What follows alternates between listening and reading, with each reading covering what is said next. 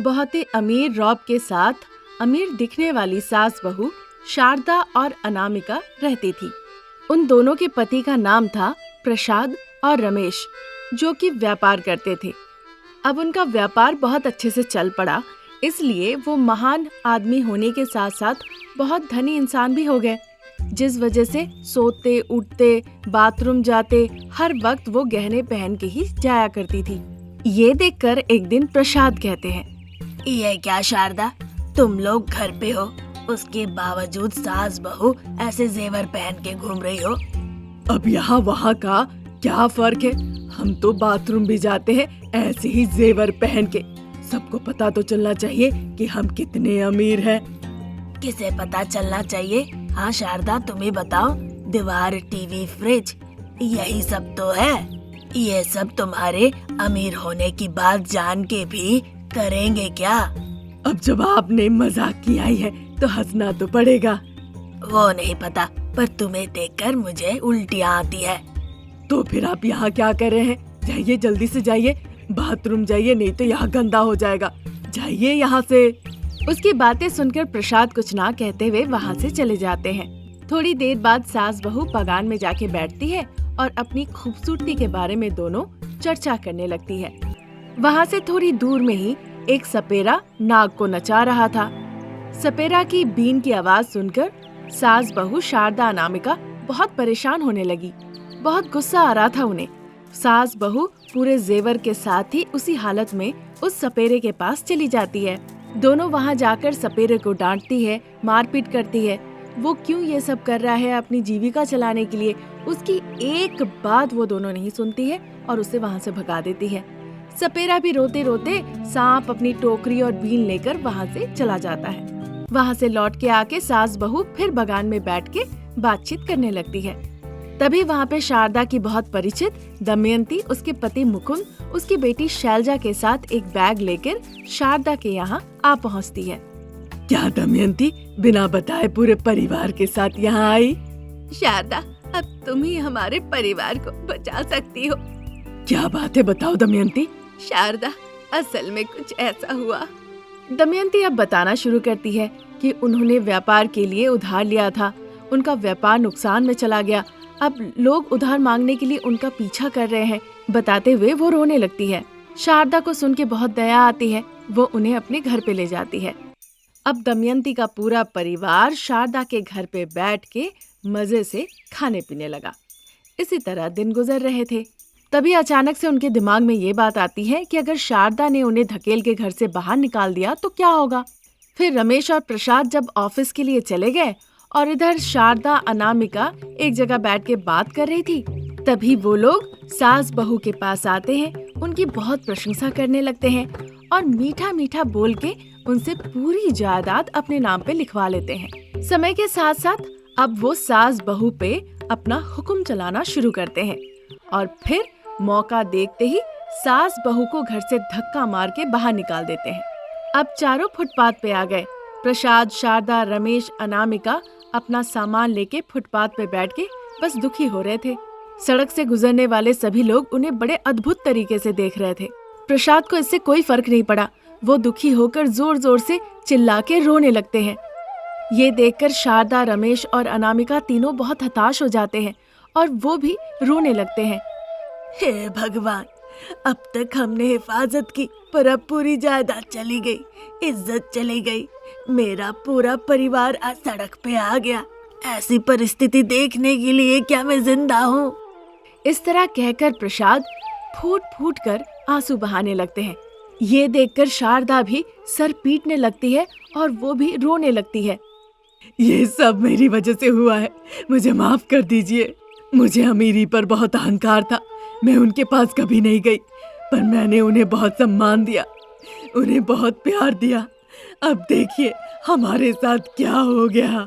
जब वो इस तरह रो रहे थे, उन्हें रोते देख एक सपेरा उनके पास जाता है। वो उन्हें पहचान लेता है और उनकी पूरी कहानी उनसे सुनता है। देखिए, मैं आपकी परिस्थिति समझ सकता हूँ। ये भी जान रहा हूँ कि आपके पास जाने के लिए कोई जगह नहीं है। चलिए, आप मेरे साथ चलिए। मेरे घर पे मेरे परिवार के साथ रहिएगा। आपका अच्छा समय आएगा। आपके पुराने दिन जरूर लौट आएंगे। जब वो इस तरह विनती करने लगा तो उनकी बातों पर वो ना नहीं कह पाए और उस सपेरे के घर पे वो चले गए। उसका एक छोटा सा कुटिया था। वहाँ उसकी पत्नी सभी को नमस्कार करती है और सभी को कुछ खाने के लिए देती है। आधा ही वो खा सके, पूरा नहीं खा पाए। चूँकि अब एक दिन सपेरा बीमार था, इसलिए अनामिका और शारदा सांप लेकर एक चौराहे पे जाती है और वहाँ सांप नचाने लगती है। सांप भी उनके धुन पे मजे से नाचने लगता है।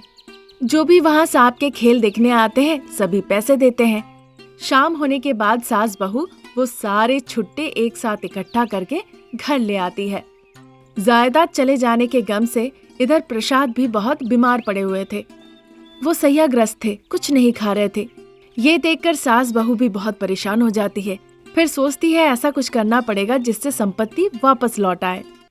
पर कैसे बहू रानी, हम अपनी जायदाद कैसे वापस ले आएंगे? और इधर अगर तुम्हारे पिताजी को जिंदा रखना होगा तो जायदाद वापस लाना होगा।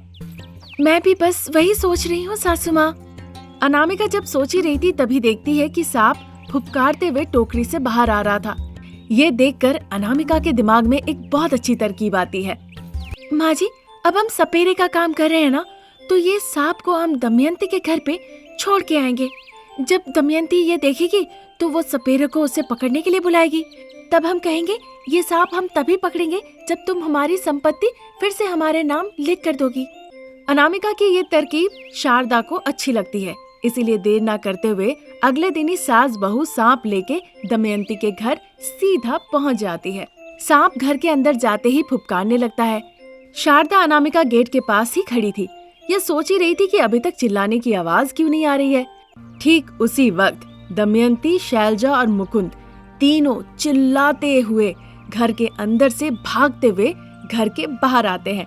सास बहू सपेरे के भेष में रास्ते से जाने लगे जैसे उन्हें कुछ पता ही ना हो। दमयंती, मुकुंद, शैलजा तीनों जाके उनसे विनती करने लगती है ताकि वो उनकी जान बचा ले। इस बात से सास बहू खुश होती है और सांप को देखने के लिए घर के अंदर जाती है। अगर तुम चाहते हो कि हम तुम्हारी जान बचाएं तो पूरी जायदाद हमारे नाम पे लिख दो, नहीं तो हम यहाँ से जा रहे हैं। फिर सांप आके तुम लोगों को काटेगा और जहर से तुम लोग मर जाओगे। ये सुनकर दमयंती, मुकुंद और शैलजा तीनों बहुत डर जाती है और डर के मारे सारा संपत्ति वो उनके नाम लिख देती है। फिर सास बहू हंसने लगती है और सपेरे का भेष हटाती है। उन्हें देखकर दमयंती, मुकुंद, शैलजा तीनों आश्चर्य हो जाते हैं। पुलिस में देने की बात अनामिका और शारदा कहती है तो वो वहाँ से भाग निकलते हैं। अब चूंकि जायदाद वापस मिल चुकी थी तो वो जाके अपने पतियों को घर वापस ले आती है। ये देखकर प्रसाद और रमेश बहुत खुश होते हैं। तब से उस सपेरे और उस सपेरे की पत्नी को अपने घर पे ही नौकर चाकर बना के वो अपने साथ ही रख लेते हैं। सर्दियों का मौसम था। गांव में चारों तरफ अंधेरा छाया हुआ था। बहुरानी अनामिका बस स्टैंड के पास आग जला के वहाँ पे वो मकई बेचा करती थी। ठेले में जो आग जलती थी उसी आग को सेक कर गर्माहट महसूस करती थी उसकी बेटियाँ, बड़ी बेटी भाव्या और छोटी बेटी श्रीलता। माँ, अंधेरा हो गया है, ऊपर से ठंड भी पड़ रही है, हम कांप रहे हैं, चलो घर चलते हैं। हाँ माँ, मुझे भी ठंड लग रही है, चलो घर चलते हैं। चलेंगे बच्चे, थोड़ा सब्र करो, अभी अभी तो अंधेरा हुआ है। बस से, साइकिल से, अपने अपने गाड़ियों से जो लोग काम पे गए थे वो अब घर लौटेंगे। वो लौटेंगे ना, मेरा और दीदी का यहाँ पे क्या काम है? तुम्हें और दीदी को इन मकई को जलाकर गर्मा गर्म बेचना होगा। तुम लोगों को कहना होगा, आइए बाबू आइए, गर्मा गर्म ताजे ताजे मकई खाइए। अरे बाप रे, अगर हम ये गरम गरम मकई पकड़ने गए तो हमारे तो हाथ जल जाएंगे ना माँ। ऐसे पकड़ना होगा ताकि हाथ ना जले बेटा। इतनी ठंड में मैं नहीं बेच सकती माँ। ऐसा कहोगी तो कैसे चलेगा, बोलो। गरीब बच्चे बेच रहे हैं, ये देखकर लोग आके तुम्हारे पास खरीदेंगे। उन लोगों को तुम पे दया आएगी। कुछ लोग सोचेंगे ठंड का मौसम है तो गर्मा गर्म मकई खा ले। उसके ऊपर अगर हम मकई बेचते हैं तो फिर हमें भूखा नहीं रहना पड़ेगा ना। इसके बाद अनामिका की दोनों बेटियां मकई बेचने लगती है। अब चूंकि कुछ करने को नहीं था, इसीलिए भाव्या और श्रीलता दोनों हाथ में मकई पकड़ के ठंड में कांपते हुए कहने लगती है, आइए बाबू आइए, गर्मा गर्म मकई सिर्फ 10 रुपए में खाइए। आइए बाबू, लेकर जाइए।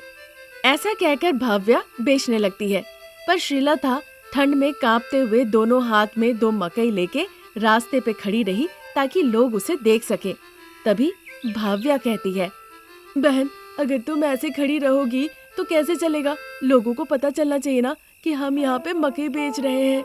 इसीलिए चिल्ला के कहो कि लोगों को पता चले हम यहाँ पे मकई बेच रहे हैं। इस तरह से कहती है। भव्या की बातें सुनकर श्रीलता जो ठंड में कांप रही थी, बिना मन के ही वो फिर कहने लगती है, इस ठंड में नहीं हो पाएगा दीदी, मैं जाके माँ से कहती हूँ, भले ही वो मारने दो, पर मुझसे इस ठंड में नहीं होगा। ऐसा कहकर श्रीलता अपनी माँ अनामिका के पास आ जाती है। उसकी माँ पूछती है, वो आके बताती है कि ठंड में वो नहीं कर पा रही है। उसकी बेटी पे उसे बहुत दया आती है। उसकी आंखें भर आती है कि अपनी छोटी नन्ही बच्चियों के हाथों से वो काम करवा रही है।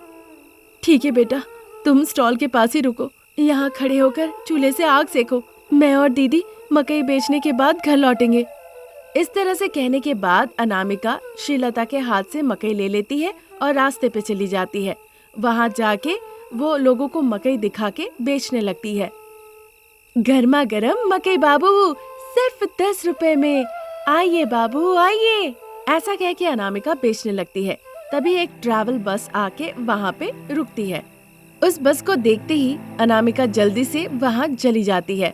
वहाँ ग्राहकों को देखकर अनामिका कहने लगती है, दीदी भैया मकई ले लीजिए, गर्मा गर्म मकई है, मात्र 10 रुपए में मिलेंगे। ऐसा कहकर वो मकई बेचने लगती है। बस में ही बैठी एक महिला अनामिका से मकई खरीदती है। अनामिका बहुत खुश होती है इस बात से कि उसे 20 रुपए मिलेंगे। अचानक से बस की इंजन शुरू हो जाती है। अनामिका परेशान हो जाती है, मैडम जल्दी पैसे दीजिए, बस स्टार्ट हो चुकी है, 20 रुपए दे दीजिए। इस तरह दुखी होकर कहती है और बस के साथ साथ वो भागने लगती है। बस में बैठी महिला भी परेशान हो जाती है। वो अनामिका को पैसे देने वाली ही होती है कि पैसे हवा में उड़ के बाहर चली जाती है।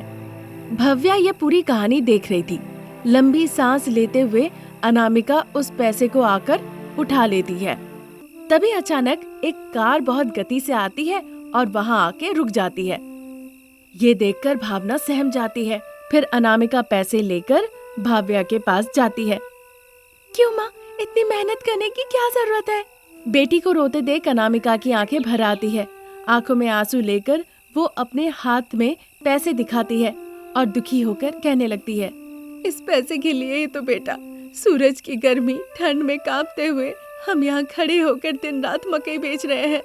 फिर हाथ में पैसे आकर अगर वो गिर जाए तो कांटा चुभने से भी ज्यादा दर्द होता है ना बेटा, बोलो। वो तो ठीक है माँ, लेकिन कार की ब्रेक नहीं लगती तो? बेटी भावना के इस सवाल पे अनामिका के पास जवाब नहीं था। वो चुप रह गई।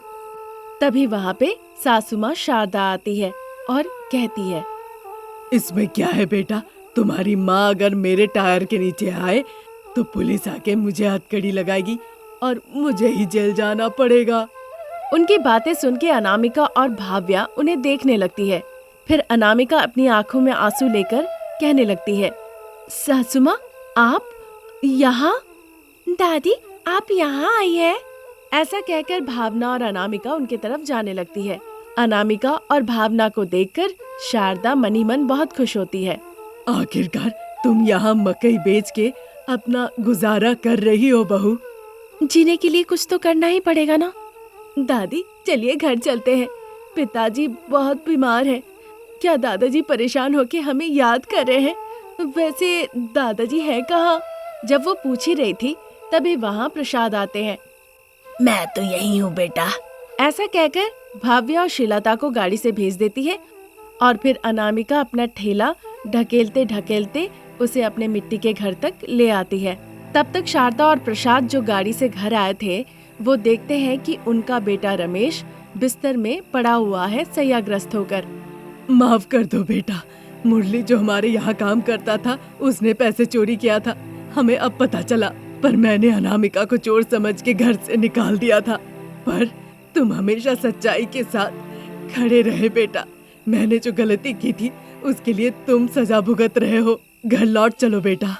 अब जाके तुम्हें सच पता चला है, ये जानकर मुझे बहुत खुशी हुई माँ, पर हम उस घर में लौट के कभी नहीं जा सकते माँ। कभी भी मन किया तो तुम आकर हमें देख के जाना। इस तरह कह के शारदा और प्रसाद वहाँ से चले गए। शारदा और अनामिका एक दूसरे के घर कभी कभार आना जाना करते थे। इसके बावजूद अनामिका अपनी बेटियों के साथ मकई बेचा करती थी और ऐसी ही अपनी जिंदगी गुजारने लगी। ये स्टोरी अगर आपको पसंद आई तो हमारे चैनल को जरूर सब्सक्राइब करें। Thank you for watching.